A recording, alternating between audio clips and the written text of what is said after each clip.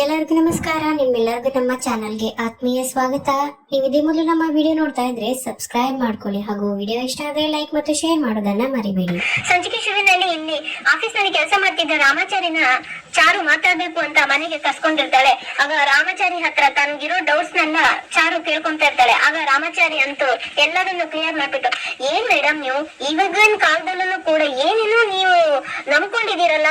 ನೋಡಿ ಮೇಡಮ್, ಇವಾಗ ನನ್ನ ತಲೆಯಲ್ಲಿ 2 ಅಲ್ಲ 4 ಸುಳಿ ಇದ್ರೂ ಕೂಡ ನಾನು ನಿಮ್ಮನ್ ಬಿಟ್ಟು ಬೇರೆ ಯಾರನ್ನು ಮದ್ವೆ ಆಗೋದು ಹೋಗ್ಲಿ ಮೇಡಮ್, ಅವ್ರ ಕಡೆ ನಾನು ಕಣ್ಣನ್ನು ಕೂಡ ಎತ್ತಿ ನೋಡಲ್ಲ.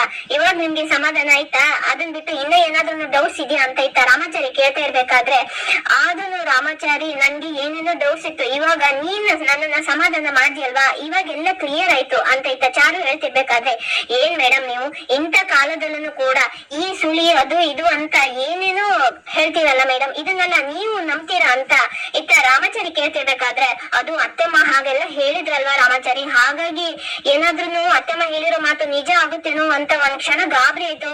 ಅದಕ್ಕೋಸ್ಕರ ನಾನು ನಿನ್ನ ಹತ್ರ ಮಾತಾಡೋಣ ಅಂತ ನಿನ್ನನ್ನ ಬರಕ್ ಹೇಳ್ದೆ ಅಂತ ಇತ್ತ ಚಾರು ಹೇಳ್ತಿರ್ಬೇಕಾದ್ರೆ, ಸರಿ ಇವಾಗ ಮನ್ಸಲ್ಲಿರೋ ಆಲೋಚನೆ ಎಲ್ಲ ದೂರ ಆಯ್ತಲ್ವಾ, ಇನ್ನು ಏನಾದ್ರೂ ಅನುಮಾನ ಇದೆಯಾ ಅಂತ ಇತ್ತ ರಾಮಾಚಾರಿ ಕೇಳ್ತಿರ್ಬೇಕಾದ್ರೆ, ಇಲ್ಲ ರಾಮಾಚಾರಿ ಇವಾಗ ನೀನ್ ಬಂದೆ ಅಲ್ವಾ, ಇವಾಗ ಎಲ್ಲದನ್ನು ಕ್ಲಿಯರ್ ಆಯ್ತು, ಸರಿ ಇವಾಗ ನೀನ್ ಇನ್ನ ಆಫೀಸ್ಗೆ ಹೊರಡು ಅಂತ ಇತ್ತ ಚಾರು ಹೇಳ್ತಿರ್ಬೇಕಾದ್ರೆ, ಇಲ್ಲ ಮೇಡಮ್ ಇವತ್ತು ಇನ್ನ ಮತ್ತೆ ಆಫೀಸ್ಗೆ ಹೋಗೋ ಮೂಡ್ ಇಲ್ಲ ಇವತ್ತು ಮನೇಲೇನೆ ಇದ್ದು ಮತ್ತೆ ಮನೆಯಿಂದನೇ ಕೆಲಸ ಮಾಡ್ತೀನಿ ಅಂತ ಇತ್ತ ರಾಮಾಚಾರಿ ಹೇಳ್ತಾನೆ. ಆವಾಗ ಚಾರುನು ಕೂಡ, ಸರಿ ಆಯ್ತು ರಾಮಾಚಾರಿ, ನೀನ್ ಇವತ್ತು ಇನ್ನ ಆಫೀಸ್ಗೆ ಹೋಗೋದು ಬೇಡ, ಹಾಗಾದ್ರೆ ಮನೇಲೇನೆ ಇದ್ದು ಕೆಲಸ ಮಾಡುವ ಅಂತ ಇತ್ತ ಚಾರುನು ಕೂಡ ಹೇಳ್ತಿರ್ತಾಳೆ. ಇತ್ತು ಸ್ವಲ್ಪ ಹೊತ್ತಾದ ನಂತರ ರಾಮಾಚಾರಿ ಹೊರಗಡೆ ಕೂತ್ಕೊಂಡು ಲ್ಯಾಪ್ಟಾಪ್ ಇಟ್ಕೊಂಡು ಕೆಲಸ ಮಾಡ್ತಾ ಇರ್ಬೇಕಾದ್ರೆ, ಅವಾಗ ಅವನಿಗೆ ಒಂದು ಕಾಲ್ ಬರುತ್ತೆ. ಇತ್ತ ಅವನು ಕಾಲ್ ಅನ್ನ ರಿಸೀವ್ ಮಾಡಿದ ತಕ್ಷಣನೇ ಆ ಕಡೆಯಿಂದ ಜಯಸಿಂಹ ಅವರು, ರಾಮಾಚಾರಿ ಅವರೇ ನಾನು ಜಯಸಿಂಹ ಅಂತ ಹೇಳ್ಬಿಡ್ತಾನೆ. ಆಗ ರಾಮಾಚಾರಿಗೆ ಒಂದ್ ಕ್ಷಣ ಕನ್ಫ್ಯೂಷನ್ ಆಗ್ಬಿಟ್ಟು, ಯಾವ ಜಯಸಿಂಹ ಹೇಳಿ ನನ್ಗೆ ಗೊತ್ತಾಗಿಲ್ಲ ಅಂತ ಇತ್ತ ರಾಮಾಚಾರಿ ಕೇಳ್ತಿರ್ಬೇಕಾದ್ರೆ, ಜಯಸಿಂಹ ಅವಾಗ ಹಂಗಂದ್ರೆ ಗೊತ್ತಾಗಿಲ್ಲ ಅಲ್ವಾ, ನಾನು ಸೀತಾಲಕ್ಷ್ಮಿ ಅವ್ರ ಅಪ್ಪ ಅಂತ ಹೇಳ್ತಿರ್ತಾರೆ. ಆಗ ರಾಮಾಚಾರಿ, ಸೀತಾಲಕ್ಷ್ಮಿನ ಗೊತ್ತಾಗಿಲ್ವಲ್ಲ ಸರ್, ಯಾರು ಇದು ಅಂತ ಇತ್ತ ರಾಮಾಚಾರಿ ಕೇಳ್ತಾ ಇರ್ಬೇಕಾದ್ರೆ, ಅಯ್ಯೋ ಸಾರಿ ಸರ್, ನಾನ್ ನೋಡಿ ನಿಮ್ಗೆ ನನ್ನನ್ನ ಸರಿಯಾಗಿ ಪರಿಚಯನೇ ಮಾಡ್ಕೊಂಡಿಲ್ಲ. ಜಯಸಿಂಹ ಸೀತಾಲಕ್ಷ್ಮಿ ಅಂತ ಏನೇನೋ ಹೇಳ್ತಾ ಇದ್ದೀನಿ. ಸೀತಾಲಕ್ಷ್ಮಿ ಅಂತಂದ್ರೆ ಆಕ್ಸಿಡೆಂಟ್ ಆದಾಗ ನೀವು ಕಾಪಾಡಿದ್ರಲ್ಲ ಅವಳು, ನಾನು ಅವಳ ಅಪ್ಪ ಅಂತ ಹೇಳ್ತಾ ಇರ್ತಾನೆ. ನನ್ನ ಹೆಸರು ಜಯಸಿಂಹ ಅಂತ, ನೀವು ನನ್ನ ಮಗಳನ್ನ ಕಾಪಾಡಿದ್ದು ಗೊತ್ತಾಗ್ದೇನೆ ನಾನು ನಿಮ್ ಜೊತೆ ಜಗಳ ಆಡ್ದೆ ಅಲ್ಲ ಹಾಸ್ಪಿಟಲ್ ಅಲ್ಲಿ, ಅವನೇ ನಾನು ಅಂತ ಇತ್ತ ಜಯಸಿಂಹ ಹೇಳ್ತಾ ಇರ್ಬೇಕಾದ್ರೆ, ಆಗ ರಾಮಾಚಾರಿ, ಅಯ್ಯೋ ಸಾರಿ ಸರ್ ನೀವು ಅಂತ ನನ್ಗೆ ಗೊತ್ತಾಗ್ಲಿಲ್ಲ ಅಂತ ಇತ್ತ ರಾಮಾಚಾರಿ ಹೇಳ್ಬಿಡ್ತಾನೆ. ಮತ್ತೆ ಸಾರಿ ಕೇಳ್ತಿದ್ದೀರಲ್ಲ ಸರ್, ನಿಜ ಹೇಳ್ಬೇಕಂತಂದ್ರೆ ಫೋನ್ ಮಾಡಿದಾಗ ನಾನ್ ಯಾರು ಅಂತ ನಾನೇ ನಿಮ್ಗೆ ಸ್ಪಷ್ಟವಾಗಿ ನನ್ ಬಗ್ಗೆ ಹೇಳ್ಕೋಬೇಕಿತ್ತು, ನಾನು ನನ್ ಬಗ್ಗೆನೆ ನಾನು ಹೇಳ್ಕೊಂಡೇ ಇಲ್ಲ ನಿಮ್ಮ ಹತ್ರ ಅಂತ ಇತ್ತ ಜಯಸಿಂಹ ಹೇಳ್ತಾ ಇರ್ತಾನೆ. ಅವಾಗ ರಾಮಾಚಾರಿ, ಹಾ ಸರಿ ಪರವಾಗಿಲ್ಲ ಸರ್, ಇವಾಗ ನಿಮ್ ಮಗಳು ಇವಾಗ ಹೇಗಿದ್ದಾರೆ ಅಂತ ಇತ್ತ ರಾಮಾಚಾರಿ ಕೇಳ್ತಾ ಇರ್ಬೇಕಾದ್ರೆ, ಹಾ ಇವಾಗ ಪರವಾಗಿಲ್ಲ ಸರ್, ಏನೂ ತೊಂದ್ರೆ ಇಲ್ಲ, ಆರೋಗ್ಯವಾಗಿದ್ದಾಳೆ, ಅವಳು ಇವತ್ತು ನಾವು ಡಿಸ್ಚಾರ್ಜ್ ಮಾಡಿ ಮನೆಗೂ ಕರ್ಕೊ ಬಂದಾಯ್ತು ಅಂತ ಇತ್ತ ಜಯಸಿಂಹ ಹೇಳ್ತಾ ಇರ್ಬೇಕಾದ್ರೆ, ಸರಿ ಸರ್ ತುಂಬಾ ಸಂತೋಷ, ಏನಕ್ಕೆ ಕಾಲ್ ಮಾಡಿದ್ರಿ ಸರ್, ಏನಾದ್ರು ವಿಷಯ ಇತ್ತ ಅಂತ ಇತ್ತ ರಾಮಾಚಾರಿ ಕೇಳ್ತಾ ಇರ್ಬೇಕಾದ್ರೆ, ನಿಮ್ ಹತ್ರ ಸ್ವಲ್ಪ ಮಾತಾಡ್ಬೇಕಿತ್ತು ಹಾಗಾಗಿ ಕಾಲ್ ಮಾಡ್ದೆ ಅಂತ ಇತ್ತ ಜಯಸಿಂಹ ಅವಾಗ ಹೇಳ್ತಾ ಇರ್ತಾರೆ. ಅವಾಗ ರಾಮಾಚಾರಿ, ಹೇಳಿ ಸರ್ ಅದೇನ್ ಮಾತಾಡ್ಬೇಕು ಅಂತ ರಾಮಾಚಾರಿ ಕೇಳ್ಬೇಕಾದ್ರೆ, ಫೋನ್ ನಲ್ಲಿ ಮಾತಾಡಿದ್ರೆ ನನ್ ಮಾತು ನಿಮ್ ಕಿವಿಗ್ ತಲುಪುತ್ತೆ, ಮನ್ಸಿಗೆ ತಲುಪಲ್ಲ ಅಲ್ವಾ, ಅದಕ್ಕಾಗಿ ನಾವು ನಿಮ್ಮನ್ನ ಸ್ವಲ್ಪ ಭೇಟಿ ಮಾಡ್ಬಹುದಾ ಅಂತ ಇತ್ತ ಜಯಸಿಂಹ ಕೇಳ್ತಾ ಇರ್ಬೇಕಾದ್ರೆ, ಅವಾಗ ರಾಮಾಚಾರಿ ಒಂದ್ ಕ್ಷಣ ಯೋಚನೆ ಮಾಡ್ಕೊಂಡು, ಏನ್ ವಿಷಯ ಸರ್, ಅಂತದೇನಿದೆ ನನ್ನನ್ನ ಮೀಟ್ ಮಾಡಿ ಮಾತಾಡುವಂತದ್ದು ಅಂತ ಇತ್ತ ರಾಮಾಚಾರಿ ಕೇಳ್ಬಿಡ್ತಾನೆ. ಅದನ್ನ ಭೇಟಿ ಆದವಾಗ್ಲೇನೆ ಹೇಳ್ತೀನಿ ಅಂತ ಇತ್ತ ಜಯಸಿಂಹ ಹೇಳ್ತಾ ಇರ್ಬೇಕಾದ್ರೆ, ಆಗ ರಾಮಾಚಾರಿ ಮತ್ತೆ ಪುನಃ, ಸರಿ ಆಯ್ತು ಸರ್, ಬೇಕಾದ್ರೆ ನಾನ್ ಹೀಗಿದ್ರು ಕೂಡ ಡೈಲಿ ಆಫೀಸ್ಗೆ ಹೋಗ್ತೀನಲ್ವಾ ಸರ್, ಅವಾಗ್ಲೇನೆ ಸ್ವಲ್ಪ ಫ್ರೀ ಮಾಡ್ಕೊಂಡು ನಿಮ್ಮನ್ನ ಭೇಟಿ ಮಾಡ್ತೀನಿ ಅಂತ ಇತ್ತ ರಾಮಾಚಾರಿ ಹೇಳ್ಬಿಡ್ತಾನೆ. ನಿಮ್ಮ ಆಫೀಸ್ ಎಲ್ಲಿ ಇರೋದು ಸರ್ ಅಂತ ಇತ್ತ ಜಯಸಿಂಹ ಕೇಳ್ಬೇಕಾದ್ರೆ, ಸರ್ ಅದು AVR ಸರ್ಕಲ್ ಹತ್ರ ಅರ್ಜುನ್ ಆರ್ಕಿಟೆಕ್ಟ್ ಬಿಲ್ಡಿಂಗ್ ಇದೆ ಅಲ್ವಾ ಸರ್, ಅಲ್ಲೇ ನಾನು ಕೆಲಸ ಮಾಡೋದು ಅಂತ ಇತ್ತ ರಾಮಾಚಾರಿ ಹೇಳ್ಬಿಡ್ತಾನೆ. ಒಳ್ಳೇದು ಸರ್, ಅಲ್ಲಿ ನಂದೊಂದು ಕೆಫೆ ಇದೆ, ಅಲ್ಲೇ ನಾವು ಭೇಟಿ ಮಾಡೋಣವಾ ಅಂತ ಇತ್ತ ಜಯಸಿಂಹ ಅವಾಗ ಕೇಳ್ತಿರ್ಬೇಕಾದ್ರೆ, ಆಗ್ಬೋದು ಸರ್ ಅಂತ ರಾಮಾಚಾರಿ ಹೇಳ್ಬಿಡ್ತಾನೆ.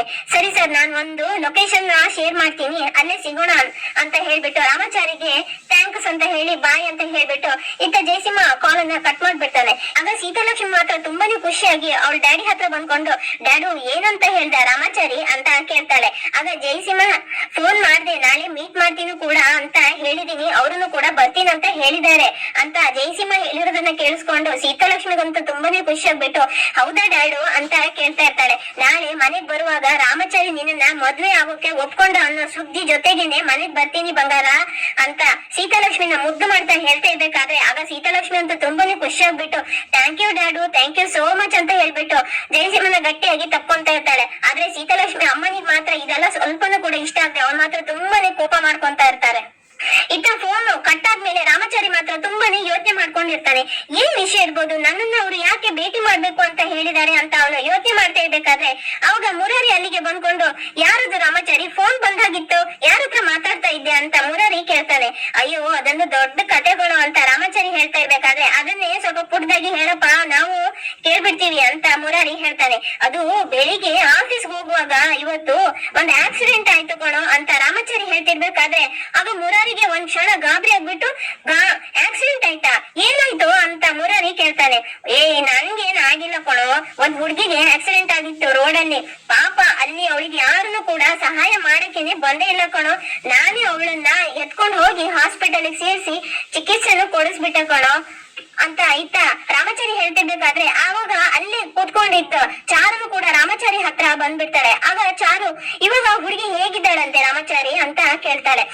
ಅವಳ ಅಪ್ಪನೇ ಇವಾಗ ಫೋನ್ ಮಾಡಿರೋದು ಮೇಡಮ್, ಡಿಸ್ಚಾರ್ಜ್ ಬೇರೆ ಆಯ್ತಂತೆ, ಇವಾಗ ಮನೇಲಿ ಇದಾರಂತೆ, ಇವಾಗ ತುಂಬಾನೇ ಚೆನ್ನಾಗಿದ್ದಾಳಂತೆ ಅಂತ ರಾಮಾಚಾರಿ ಹೇಳ್ತಾ ಇರ್ತಾನೆ. ಆಗ ಮುರಾರಿ ಪರವಾಗಿಲ್ವೇ, ಸಹಾಯ ಮಾಡಿದವ್ರನ್ನ ಮರೆಯೋ ಕಾಲ ಇದು, ಅಂತದ್ರಲ್ಲಿ ನೆನ್ಪಿಟ್ಕೊಂಡು ಫೋನ್ ಮಾಡಿದಿರಲ್ಲ ಅದೇ ದೊಡ್ಡ ವಿಷಯ ಅಂತ ಮುರಾರಿ ಹೇಳ್ತಾ ಇರ್ಬೇಕಾದ್ರೆ ಆಗ ಚಾರು ಥ್ಯಾಂಕ್ಸ್ ಹೇಳೋಕೆ ಕಾಲ್ ಮಾಡಿದ್ರ ರಾಮಾಚಾರಿ ಅಂತ ಕೇಳ್ತಾಳೆ.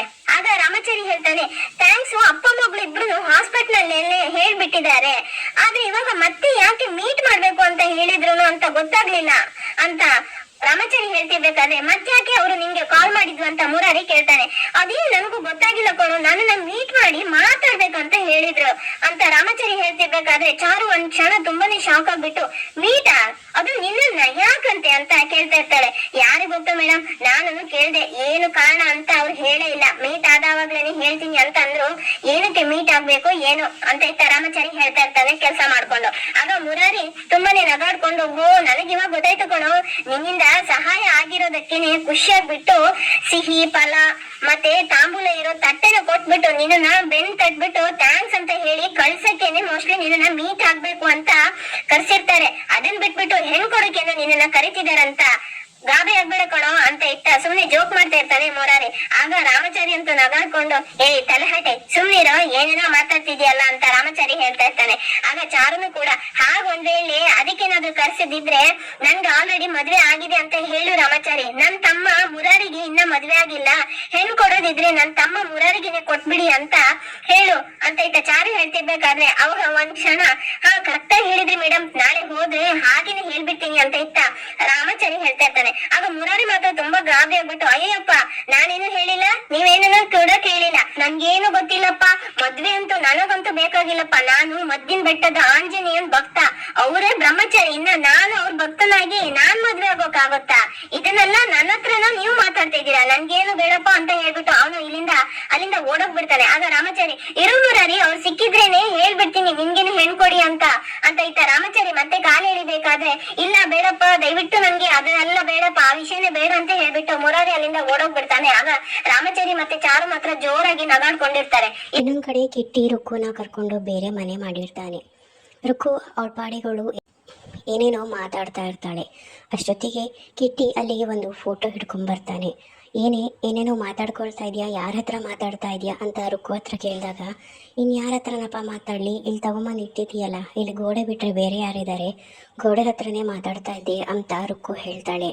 ಇವಾಗ ಗೊತ್ತಾಯ್ತಾ ನಿಂಗೆ ಸಂಬಂಧಗಳ ಬೆಲೆ ಏನು ಅಂತ, ಅಲ್ಲಿ ಎಲ್ಲರ ಜೊತೆ ಇದ್ದಾಗ ಅವ್ರ ಹಿಂದೆನೇ ಪಿತೂರಿ ಮಾಡ್ತಾ ಇದ್ದೆ, ಎಲ್ಲರ ಜೊತೆ ಸೇರಿ ಇರೋದನ್ನು ಬಿಟ್ಟು ಅವರಿಗೆ ಕೇಡು ಬಯಸ್ತಾ ಇದ್ದೆ, ಈಗ ಒಂಟಿಯಾಗಿ ಗೋಡೆ ಜೊತೆ ಮಾತಾಡೋ ಪರಿಸ್ಥಿತಿ ಬೇಕಿತ್ತ ನಿನಗೆ ಅಂತ ಪ್ರಶ್ನೆ ಮಾಡ್ತಾನೆ. ಆಗ ರುಕ್ಕು ಕೈಲಿ ಏನು ಅದು ಕಿಟ್ಟಿ ಅಂತ ಕೇಳಿದಾಗ ಮನೆಯವರ ಫೋಟೋವನ್ನು ತೋರಿಸ್ತಾನೆ. ಇದು ನಮ್ಮ ಮನೆಯವರ ಫೋಟೋ, ಇಲ್ಲೇ ಗೋಡೆ ಮೇಲೆ ಹಾಕಿರ್ತೀನಿ, ಇದನ್ನು ದಿನ ನೋಡ್ತಾ ಇರು, ಒಬ್ಬೊಬ್ರು ಸ್ವಭಾವ ಏನು ಅಂತ ನಿನಗೆ ಅರ್ಥ ಆಗಲಿ ಅಂತ ಇದನ್ನ ತೊಗೊಂಬಂದು ಹಾಕಿದ್ದೀನಿ ಅಂತ ಹೇಳಿ ಮನೆಯವರ ಫೋಟೋನ ನೋಡಿ ಒಂದು ಕ್ಷಣ ಕಿಟ್ಟಿ ಭಾವುಕನಾಗಿ ಅಲ್ಲಿಂದ ಹೊರಟೋಗ್ತಾನೆ. ಕಿಟ್ಟಿ ಆ ಕಡೆ ಹೋಗ್ತಾ ಇದ್ದ ಹಾಗೇನೆ ರುಕ್ಕು ಅವಳಷ್ಟಕ್ಕೆ ಮಾತಾಡೋದಕ್ಕೆ ಶುರು ಮಾಡ್ತಾಳೆ. ನನಗೆ ನಿಮ್ಮ ಮನೆಯವ್ರ ಮೇಲೆ ಯಾವ ಹಠನೂ ಇಲ್ಲ, ನನಗೆ ಬೇಕಾಗಿರೋದು ಚಾರು ಮಾತ್ರ ಅಂತ ಫೋಟೋದಲ್ಲಿ ಇದ್ದ ಚಾರು ಮುಖಕ್ಕೆ ಪೆನ್ ತಗೊಂಡು ಮಾರ್ಕ್ ಮಾಡ್ತಾಳೆ. ಇವಳನ್ನ ಮಾತ್ರ ನಾನು ಸುಮ್ಮನೆ ಬಿಡೋದಿಲ್ಲ. ನಿನ್ನನ್ನು ಪ್ರೀತಿಸಿ ನಾನು ಮದುವೆಯಾಗಿ ಬರೋದಕ್ಕೆ ಕಾರಣನೇ ಇವಳು. ನಮ್ಮ ಅಪ್ಪ ಅಮ್ಮನ ನನ್ನಿಂದ ದೂರ ಮಾಡಿದವಳನ್ನು ನಾನು ಕೂಡ ಅವಳಿಗಿರೋ ಸುಖ ಸಂತೋಷ ನೆಮ್ಮದಿ ಎಲ್ಲದನ್ನು ದೂರ ಮಾಡೇ ಮಾಡ್ತೀನಿ ಅಂತ ಮತ್ತೆ ಫೋಟೋ ಎದುರು ನಿಂತ್ಕೊಂಡು ಶಬ್ದ ಮಾಡ್ತಾಳೆ. ಇದಾಗ್ತಾ ಇದ್ದಾಗೇನೆ ರುಕ್ಕು ಯಾರನ್ನೋ ಮೀಟ್ ಮಾಡೋದಕ್ಕೆ ಅಂತ ಬಂದಿರ್ತಾಳೆ. ಆಗ ಅದೇ ಸಮಯಕ್ಕೆ ಅಲ್ಲಿಗೆ ಒಂದು ಹೆಂಗಸು ಕೂಡ ಬರ್ತಾಳೆ. ಯಾರು ಅಂತ ನೋಡಿದಾಗ ಅದು ಚಾರು ಅಮ್ಮ ಮಾನ್ಯತಾ ಆಗಿರ್ತಾಳೆ. ಇಷ್ಟು ದಿನ ಕಾಣೆಯಾಗಿದ್ದ ಮಾನ್ಯತಾ ಈಗ ಎಲ್ಲಿಂದ ಬಂದು ಮಾನ್ಯತಾನ ಜೈಲಿಂದ ಬಿಡುಗಡೆ ಮಾಡಿಸಿದ್ದು ಯಾರು ಅಂತ ಕೂಡ ಉತ್ತರ ಸಿಕ್ಕಿಬಿಡುತ್ತೆ. ಮಾನ್ಯತಾ ಜೈಲಿಂದ ಬಿಡುಗಡೆಯಾಗೋದಕ್ಕೆ ಕಾರಣ ಬೇರೆ ಯಾರೂ ಅಲ್ಲ, ಅದು ರುಕ್ಕುನೇ. ರುಕ್ಕುನೇ ಮಾನ್ಯತಾನ ಯಾರಿಗೂ ಗೊತ್ತಿಲ್ಲದಿರೋ ಹಾಗೆ ಬಿಡುಗಡೆ ಮಾಡಿಸಿರ್ತಾಳೆ. ಮಾನ್ಯತಾ ರುಕ್ಕು ಎದುರು ಬಂದು ನಿಂತಾಗ ಯಾರು ನೀನು ಅಂತ ರುಕ್ಕುಗೆ ಪ್ರಶ್ನೆ ಮಾಡ್ತಾಳೆ. ನಾನು ಯಾರು ಅಂತ ನಿಮಗೆ ಗೊತ್ತಿಲ್ಲದೆ ಇರ್ಬೋದು, ನೀವ್ಯಾರು ಅಂತ ನನಗೆ ತುಂಬಾ ಚೆನ್ನಾಗಿ ಗೊತ್ತಿದೆ. ನಾನು ಕಿಟ್ಟಿ ಹೆಂಡತಿ ರುಕ್ಮಿಣಿ ಅಂತ ಹೇಳ್ತಾಳೆ. ಆದರೂ ಕೂಡ ಮಾನ್ಯತಾ ಗೊಂದಲದಲ್ಲೇ ಇರ್ತಾಳೆ. ರುಕ್ಕು ಯಾರು ಅನ್ನೋದೇ ಅವಳಿಗೆ ಗೊತ್ತಾಗ್ತಾ ಇರೋದಿಲ್ಲ. ಅದೇ ನಿಮ್ಮ ಮಗಳು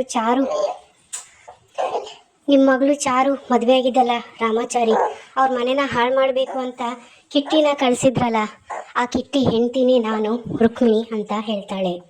ಓ ಸರಿ, ನೀನು ಯಾಕೆ ನನ್ನನ್ನು ಬರೋಕ್ಕೆ ಹೇಳಿದೆ ಅಂತ.